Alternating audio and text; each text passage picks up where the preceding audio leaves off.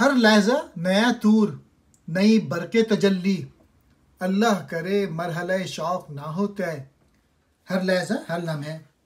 तूर कहते हैं वादिये सीना का एक पहाड़ जहाँ हज़रत मूसा अलैहिस्सलाम जाया करते थे। बरके तजल्ली जलवे की बिजली, मरहले शौक इश्क का फासला या मंजिल। हज़रत मूसा अलैहिस्सलाम जिस कोहे तूर पे अल्लाह से हम कलाम होने के लिए जाया करते थे, वो पहाड़ तो दुनिया में सिर्फ एक ही है, और इस पहाड़ पे अल्लाह ताला के नूर के जिस जलवे की बिजली हज़रत मूसा अलैहिस्सलाम पर गिरी थी, वो भी सिर्फ एक मर्तबा ही गिरी थी। लेकिन इश्क की मंजिल तक के सफ़र में एक नहीं कई तूर आते हैं।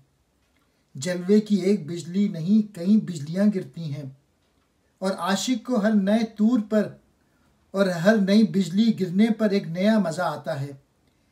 इसलिए वो अल्लाह से दुआ करता है कि इश्क का ये सफ़र कभी ख़त्म ना हो।